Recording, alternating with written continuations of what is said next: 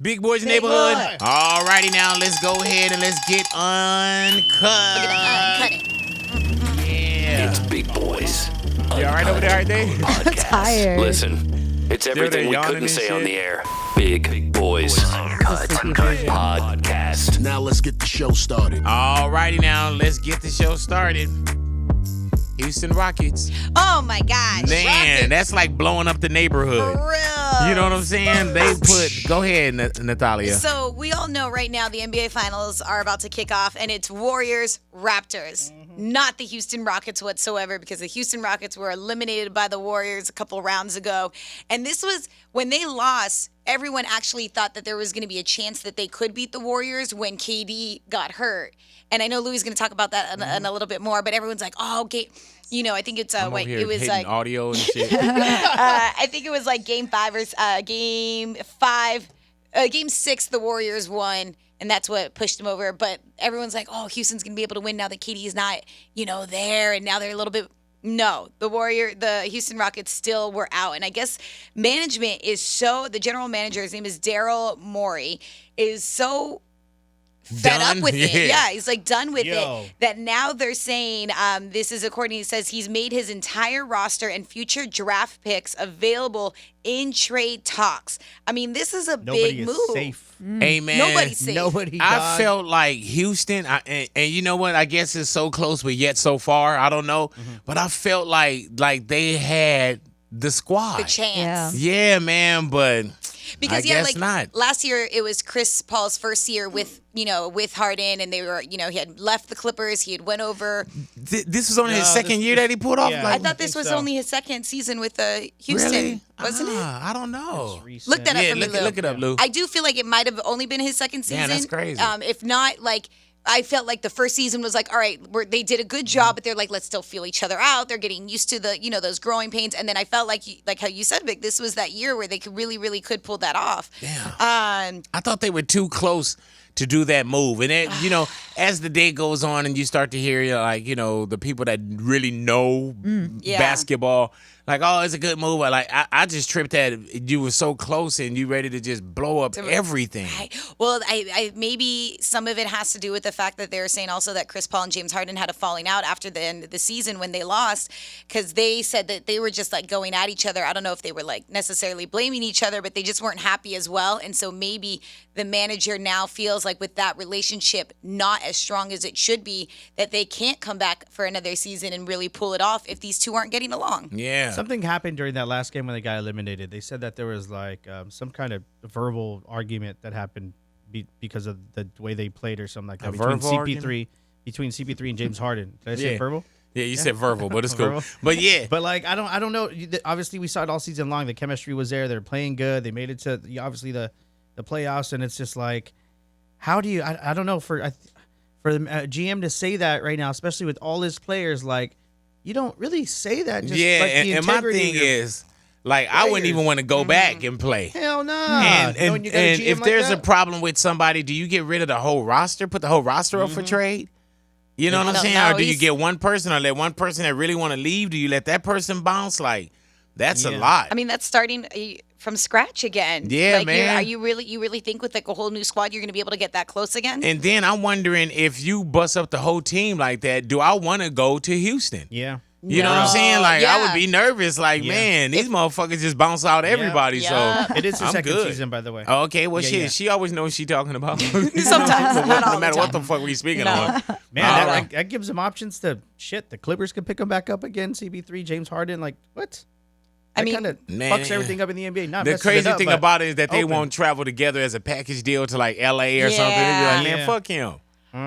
Who would you rather see who would you rather see in LA, Harden or Chris Paul, if you could only get one? I think that Chris is more realistic because of the relationship that he has with LeBron. Yeah. But I don't know. Them two bigs kind of just them quick two bigs too. I don't know, but I think that if they brought Chris, if he came to LA, they would make him more comfortable to, continue his shots, because he's a very passionate player. Very. You know what I'm saying? And I think that he and LeBron, they would have a chemistry that Harden and Chris didn't have. So I don't know. That'd You know be what I'm saying? dope. There it is. I talked all my knowledge. Get it? Yeah, somebody gonna be like, man, he sounds good, and some people gonna be like, dude, that's fucking idiotic, bitch. Alrighty. Kanye West on David Letterman. Kanye West is going to kick off David Letterman season 2 of My Next Guest Needs No Introduction. And a lot of like little parts of what's to come has already been getting Yeah, out. they you know? using him already. Yeah, that's what it seems like. I did get to see like a little clip of David Letterman being styled in all Yeezy apparel, which looked kind of weird. Kanye is also opening up about mental issues, and he was diagnosed with being bipolar back in 2016. When he had to be held, and he was in when he had his breakthrough, not his breakdown. Right, and Yeah. he talks about like just getting these attacks and what it feels like to be under that state. Feeling like everybody's trying to attack you, feeling like the government is putting like chips in your brain, and a lot of stuff like that. He opens up about his beef with Drake, talks about losing his mother, and also about his relationship with Jay-Z. He said that he kind of feels that both of them are pretty much self-centered when it comes to their music. But another thing that he opens up about is, of course, Donald Trump. And he feels that people attack those that feel any type of way or for Donald Trump. And Big, we were discussing this off air. You said that you feel that this is going to take Kanye back. Because I was just saying, I don't know when this actual piece was filmed. You know what I'm saying? And I don't know what Kanye's feelings are. Right. If he feel the same, okay, he feels the same, or by choice he's not as vocal with his feelings. But I'm just wondering because when Kanye went to go see Trump and all that stuff, and as much as he was saying in that fucking red hat, right, you were just like man, what's going on here? Yeah.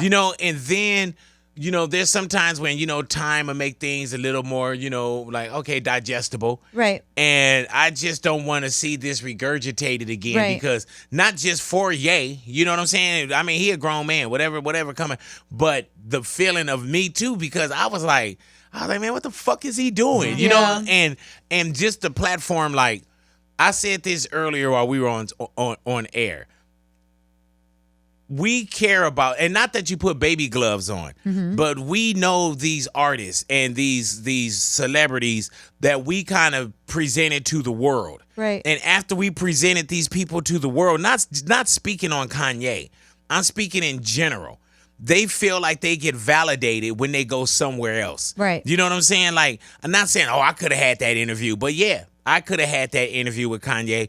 I love Kanye. Not no baby gloves, but let your own have that. And I'm pretty sure Kanye it's not about black. It's not about that. It's about a man that I've known his whole career. Right. And that I've helped in his career. And of course he helped mine as well, but not exploiting this brother by saying some dumb shit or him coming on and I'm mimicking wearing Yeezy gear and all that shit, which Kanye probably told him to put on. Right. But also when we were speaking about it, I was saying, man, we're right here in Burbank, and there's people that I look up and I'll be like, damn, this motherfucker's on Ellen. Right. You know what I'm saying? Like, people that we presented to the world, but they feel like they get validated when they go to Ellen or Kimmel. And when you look at our Somebody raw on TV. numbers and we have more listeners and viewers and all that shit than some of these people. Yeah.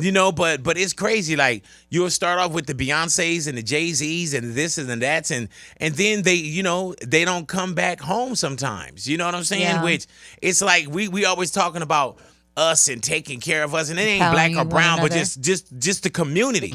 You know what I'm saying? You should take care of the community first. You pay your light bill to keep your lights on. Take care of the community first, man. And I just felt like I start to see so many of our guests, our celebrities being validated by other people. Like there was a rapper that would come to the neighborhood, right? And I'm not gonna put the person out there because I love them. You know what I'm saying? And this isn't me just going off, but the person came to the building, and there's quite a few stations in the building where we broadcast from. You know what I'm saying? And this person went and did an interview with someone else, which I'm not tripping off of. I'm tripping off the fact that the person didn't even stop by. He had to walk by hours to get to where he was going. The person didn't even stop by to poke his head in and say hello. Now, and Louis, I think you saw him in the hallway, the artist that I'm speaking on, and I was just like, wow, is that where we are now? Like, you can't even fucking say hello? Yeah. Like, really? So, That's I a mean, lot. I'm going to watch the David Letterman thing. Yeah, You know what I'm saying? And this is me. Like, I love Kanye. And what you do with your brother is when your brother's right, you big up. And when your brother's wrong, you say something. If you feel like your brother's in need, your brother or your sister, you talk to them. Yeah. So even when I felt like Kanye was tripping, we had to talk about things on the air. Right. You know what I'm saying? I had to voice my opinion the same way he would voice his. And then we would have private conversations, and I care about his well-being. The Kardashians are the nicest fucking people in the world. Yeah. The entire fucking family. You know what I'm saying? So, but then you'll get to where it's like, damn, and not about me having the interview. I'm not saying that. I'm talking about all these other artists, how they get validated, and sometimes the people that they're going to go sit down with don't know shit about them. Don't care about them. Yup. You know what I'm saying? They And don't they're there protect to them either. exploit. Yeah. You know what I'm saying? It's like, how can I win out of this? But anyway, that's Yeah. going to come out, as you said, this Friday on May 31st on Netflix. So you can catch that. I'm going to watch it because I want to hear and see what Kanye has to say. He's still one of my favorite artists. So definitely Yeah. want to check in with him and see what he's up to. Yeah, and I just hope that they, it's just a good sit down at the right time. And he did say that, like, I guess, like at night, what kind of songs he sings to his kids. He said that he kind of just freestyles, but that Northie is like in that, stop it. Oh, really though? Like, slow your She's roll. like, not that one. Nope. Go ahead now. Not All working right, out for me. Kevin Durant in NBA Finals. What's Oh up, my Lou? gosh. Game 1 tonight, they just released that Kevin Durant is officially not playing for Game 1. Damn. Yeah, Hey man, And you know what? But they getting there without him. You know what I'm saying? Like, crazy you part, gotta let dog. my man That heal shit. up.